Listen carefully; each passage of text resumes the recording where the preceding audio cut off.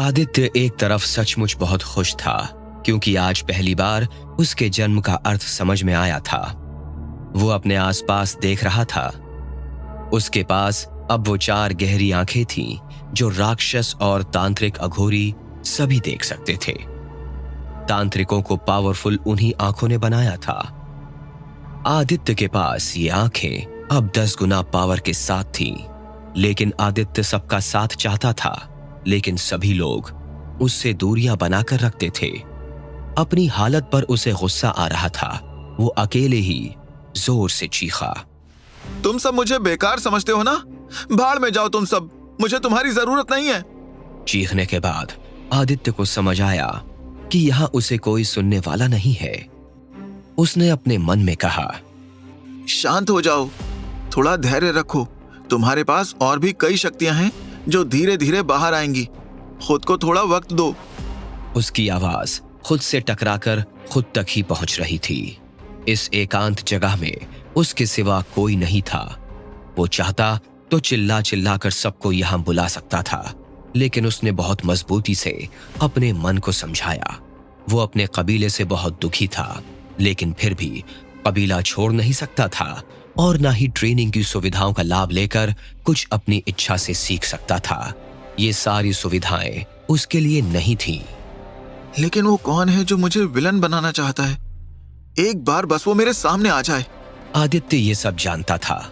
उसे महसूस हुआ कि जब से उसे एकदम साफ दृष्टि मिली है, तब से उसकी आंखों में होने वाला भयानक दर्द धीरे धीरे पूरी तरह से बंद हो गया है। ये सब सोचते हुए आदित्य खुश हो रहा था और धीरे धीरे वो उठकर अपने आंगन की ओर जाने लगा। ऐसे में वो ये तो भूल ही गया था कि 10 गुना शक्ति के साथ जो चीज उसके अंदर उसकी आंखों में समा गई है, वो परेशान भी कर सकती है। ये सोचते ही आदित्य कांपने लगा। उसे उसकी बहन अदिति फिर याद आने लगी कि आखिर किस तरह से बातें करके अपनी कहानियों से उसे खुश कर रहा था।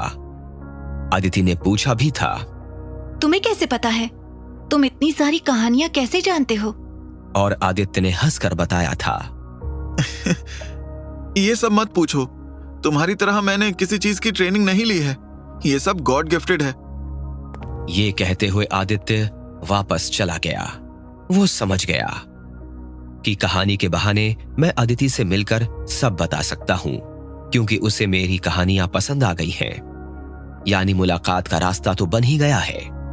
मानता हूं कि वो मुझसे ज्यादा शक्तिशाली है भूत प्रेत भगाने की कला में, लेकिन कुछ चीजों में मैं भी कम नहीं। आदित्य जानता था कि इस कबीले के आसपास कोई भटकता नहीं था।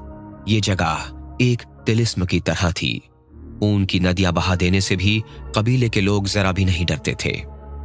हर तरह के प्रशिक्षण यहां चलते थे। कहीं युद्ध का अभ्यास तो कहीं मंत्र की शक्ति, कहीं तेज हथियारों की टकराहट तो कहीं चीख पुकार।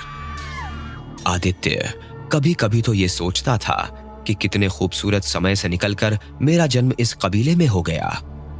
आखिर उसे पिछले जन्म की सारी बातें याद जो आ जाती थीं। हाँ, वो रात भी जब दोस्तों के साथ जश्न से निकलकर उसका सामना मौत से हुआ, और वो नजारा भी कि कबीले की स्त्री के गर्भ से भी मैं पैदा हुआ। तुम कहां चले गए थे? तुम्हें कब से ढूंढ रहे हैं। तुम्हें कहा था ना, अपनी जगह छोड़कर तुम कहीं नहीं जाओगे। अच्छा हुआ कि मैंने तुम्हें देखा। किसी और ने तुम्हें देखा होता तो तुम्हारे टुकड़े टुकड़े कर देता। अब कहीं तो नहीं गया था मैं, यही था पास में ही। पर आप मुझे क्यों ढूंढ रहे हैं? मेरे भाई बहनों जैसी ट्रेनिंग तो मुझे नहीं मिली। न मेरे हाथ में कोई शस्त्र दिया जाएगा, न ही जुबान में कोई मंत्र। फिर मुझ पर निगरानी क्यों हो रही है? बहुत बोलने लगे हो तुम। तुम्हें पता है ना, जीभ काट ली जाएगी तुम्हारी। वैसे भी इतने वीक हो, दिमाग भी वैसा ही है। अपने भाई बहनों से तुलना करने की जरूरत नहीं है तुम्हें। वो तुम्हारी तरह नहीं है। वो ताकतवर हैं, निडर और तेजी से सीखते हैं, हर चीज में ट्रेंड हैं। ट्रेनर की बात सुनकर एक क्षण के लिए आदित्य उदास हो गया। वो चुप हो गया कि अचानक ट्रेनर ने फिर जोर से कहा, सुनो, मुझे तुमसे हमदर्दी है कि तुम अपने भाई बहनों की तरह तेज नहीं हो, लेकिन तुम्हें भी ट्रेनिंग मिलेगी। तुम्हारे भाई बहनों की रक्षा करने की ट्रेनिंग, उन्हें बचाने की ट्रेनिंग। उन्हें बचाते हुए यदि तुम्हारी जान भी चली जाए तो दे देना अपनी जान, समझे? आदित्य मुस्कुराकर मन ही मन बोला, ठीक है, मैं योजना सीखूंगा, रणनीति बनाना सीखूंगा। मेरी माँ जो चाहती है वो करूंगा, लेकिन जानता हूं कि मैं एक दिन सबको बुरा जरूर लगूंगा, क्योंकि मेरे बारे में तो सिर्फ मैं ही जानता हूं ना। क्या बोल रहे हो तुम लड़के? क्या बोला मैंने? यही ना कि सीखूंगा जो तुम कहोगे। इसके बाद आदित्य की ट्रेनिंग वैसे ही चलने लगी जैसा कि ट्रेनर को ऊपर से आदेश मिला था, और आदित्य भी इस काम में सहयोग देने लगा। वो वही सीखने लगा जो उसकी मां चाहती थी। इस घंघोर जंगल के बीच ये सबसे शक्तिशाली कबीला सदियों से पीढ़ी दर पीढ़ी भूत प्रेत भगाने का, राक्षसों को मार गिराने का तरीका जानता था। ये ऐसी जगह थी जहां आने से सामान्य लोग घबराते थे, पर ये ऊपर वाले की ही मर्जी थी कि आदित्य का जन्म एक ऐसे कबीले में हो गया था जैसा कि उसकी नेचर में ही नहीं था। लेकिन जन्म में उसकी मर्जी तो थी नहीं, इसलिए वो हर बात को एक्सेप्ट करने लगा था। बस जब मैं इन्फेंट था तब मुझे दुख तो हुआ था कि मेरी माँ ने ही उसे प्यार से गोद में लेने की बजाय बेकार कह दिया था। बस मुझे तभी समझ में आ गया था कि मुझे यहाँ मेरी मर्जी से कुछ भी नहीं करने दिया जाएगा। मैं जिंदा भी अगर रहूंगा तो इन सब की मेहरबानी से, क्योंकि इन्हें खून से डर नहीं लगता था। कत्ल करने में एक पल की देर नहीं करते थे। आदित्य अपने कमरे में आ गया था। उसने देखा कि उसकी सर्वेंट उसका खाना रखकर वहां से चली गई थी। इन सब से उसके ईगो को चोट पहुंचती थी, लेकिन वो उन सब के हाथों का खिलौना बनने को मजबूर था। आदित्य को समझ नहीं आ रहा था कि एकाएक उसे हो क्या गया है। आज जब से उसने उन शक्तिशाली कणों की रंग बिरंगी दुनिया देख ली है, उसका डर खत्म होता जा रहा है। लेकिन अब उसकी आंखें नींद से बोझिल होने लगी।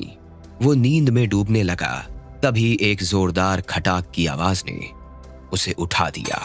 उसे लगा जैसे कुछ गिरा हो जोर से। वो आसपास देखने लगा। उसे जब कुछ नहीं दिखा तो वो फिर सोने लगा। तभी लगा कि उसके कानों में किसी ने धीरे से कुछ कहा। आदित्य ने इस बार आंखें नहीं खोली। वो उस आवाज को समझने की कोशिश करने लगा। उठो आदित्य, उठो। ये सोने का समय नहीं है तुम्हारे, जागने का समय है। जागो और पहचानो मैं कौन हूं। पहचानो मुझे, पहचानो। आदित्य जागने के बावजूद आंखें नहीं खोल रहा था। उसे पता था कि यहां कोई इंसान तो आता है नहीं, तो फिर कौन है ये? किसकी आवाज है? आदित्य के मुंह से निकला, प्लीज तुम जो भी हो यहां से चले जाओ। मुझे तुम्हारी जरूरत नहीं है। तुम्हें यहां किसने भेजा है? प्लीज प्लीज चले जाओ यहां से। आदित्य के ऐसा कहते ही जोर जोर से शोर होने लगा। आदित्य को लगा जैसे उसके कानों में कई सीटियां एक साथ बज रही हैं। वो हड़बड़ाकर उठकर बैठ गया और एक बार फिर से अपने चारों ओर नजर फिराने लगा। उसे अब भी कोई दिखाई नहीं दे रहा था, लेकिन तभी जोर से चीखने की आवाज ने उसके दिल की धड़कनें बढ़ा दी। उसने जैसे ही आवाज की दिशा में देखा, उसे दिखी एक काली छाया। वो हैरान था। आदित्य के पास आने वाली ये काली छाया क्या थी? क्या वो आदित्य को नुकसान पहुंचाने आई थी? आदित्य की शक्तियों के बारे में क्या उसे पता चल गया था? जानने के लिए सुनते रहिए कहानी का अगला भाग।